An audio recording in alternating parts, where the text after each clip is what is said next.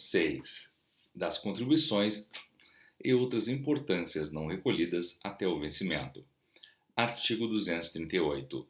Os créditos de qualquer natureza da Seguridade Social, constituídos ou não, vencidos até 31 de dezembro de 91 e não pagos até o 2 de janeiro de 92, serão atualizados monetariamente com base na legislação aplicável e convertidos nesta data em quantidade de unidade fiscal de referência diária.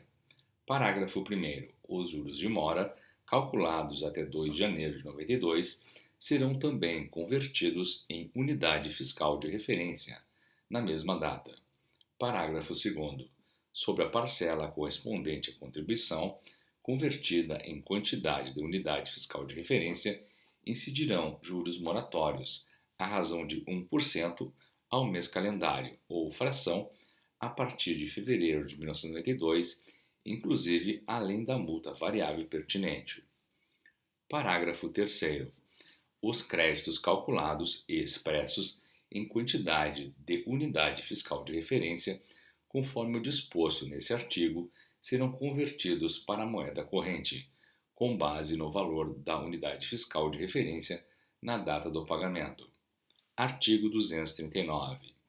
As contribuições sociais e outras importâncias arrecadadas pela Secretaria Especial da Receita Federal do Brasil, do Ministério da Economia, incluídas ou não em notificação fiscal de lançamento, pagas com atraso, objeto ou não de parcelamento, ficam sujeitas a, inciso 1, atualização monetária, quando exigida pela legislação de referência.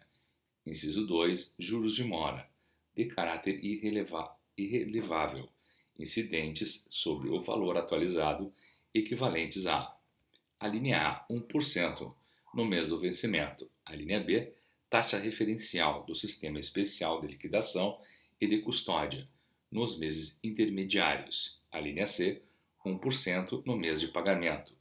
Inciso 3, multa variável, de caráter irrelevável, nos seguintes percentuais, para fatos geradores ocorridos a partir de 28 de novembro de 1999.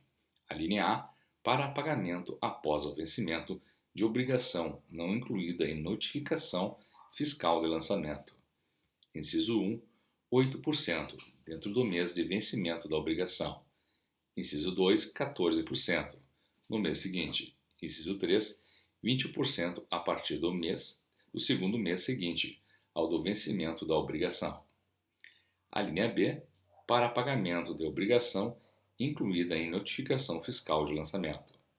1, 24% até 15 dias do recebimento da notificação. 2, 30% após o 15º dia do recebimento da notificação.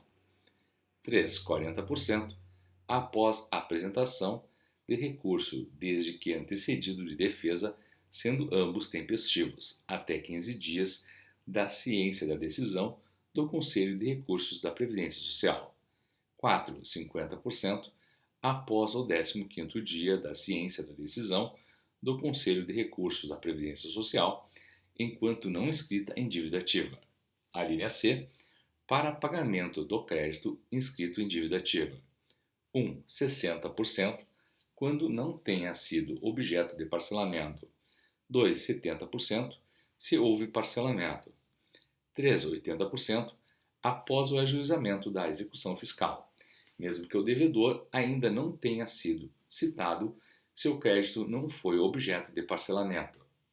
4, 100%, após o ajuizamento da execução fiscal, mesmo que o devedor ainda não tenha sido citado, se o crédito foi objeto de parcelamento. Parágrafo 2º. Nas hipóteses de parcelamento ou de reparcelamento, incidirá um acréscimo de 20% sobre a multa de mora a que se refere o inciso 3. Parágrafo 3º.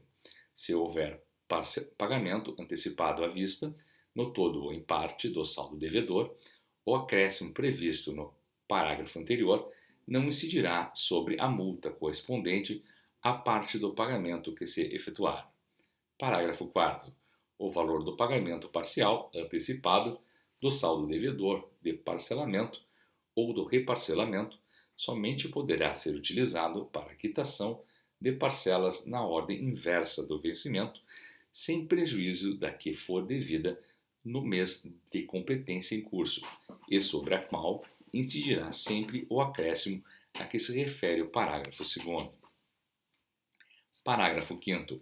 É facultada a realização de depósito à disposição da Seguridade Social, sujeito ao mesmo percentual do item 1 da linha B, do inciso 3, desde que dentro do prazo legal para apresentação de defesa. Parágrafo 6º. A correção monetária e aos acréscimos legais de que trata este artigo aplicar-se-á à legislação vigente, em cada competência a que se referirem. Parágrafo 7º.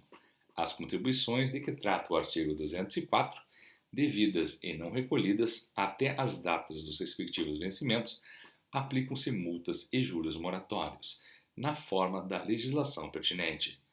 Parágrafo 8º. Sobre as contribuições devidas e apuradas, com fundamento no inciso 4 do caput do artigo 127 e no parágrafo 1º do artigo 348, incidirão juros moratórios de 0,5% ao mês, capitalizados anualmente, limitados ao percentual máximo de 50% e multa de 10%. Parágrafo 8A. A incidência de juros moratórios e multa de que trata o parágrafo 8 será estabelecida para fatos geradores ocorridos a partir de 14 de outubro de 96. Parágrafo 9. Não se aplicam as multas impostas e calculadas com o percentual do crédito por motivo de recolhimento fora do prazo das contribuições, nem quaisquer outras penas pecuniárias. As massas falidas de que trata o artigo 192 da Lei 11.101, de 9 de fevereiro de 2005, e as missões diplomáticas estrangeiras no Brasil e aos membros dessas missões, quando assegurada a isenção em tratado, convenção ou outro acordo internacional de que o Estado estrangeiro ou organismo internacional e o Brasil sejam partes. Parágrafo 20. Parágrafo 10. O disposto no parágrafo 8 não se aplica aos casos de contribuições em atraso, a partir da competência abril de 95, obedecendo-se, a partir de então, às disposições aplicadas às empresas em geral. Parágrafo 11. Na hipótese de as contribuições terem sido declaradas no documento a que se refere o inciso 4 do artigo 225, ou quando se tratar de empregador doméstico, ou de empresa ou segurado, dispensados de apresentar o citado documento, a multa de mora a que se refere o caput e seus incisos será reduzida em 50%. Artigo 240. Os créditos de qualquer natureza da Seguridade Social, constituídos ou não, que forem objeto de parcelamento, serão consolidados na data da concessão expressos em moeda corrente. Parágrafo 1º. Os valores referentes a competências anteriores a 1º de janeiro de 95, expressos em unidade fiscal de referência, serão reconvertidos para a moeda corrente, com base no valor da unidade fiscal de referência na data do pagamento. Parágrafo 2º. O valor do crédito consolidado será dividido pela quantidade de parcelas mensais concedidas na forma da legislação pertinente. Parágrafo 3º. O valor de cada parcela mensal, por ocasião do pagamento, será acrescido de juros na forma da legislação pertinente. Parágrafo 4º. A parcela mensal com valores relativos a competências anteriores a janeiro de 95 será determinada de acordo com as disposições do parágrafo 1º, acrescida de juros conforme a legislação pertinente. Artigo 241.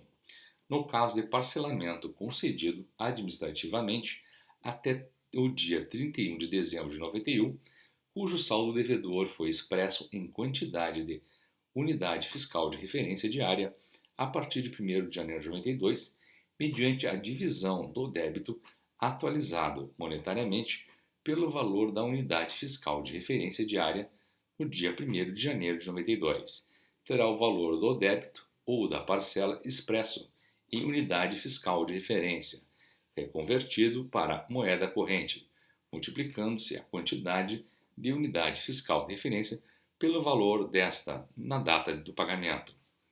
Artigo 242.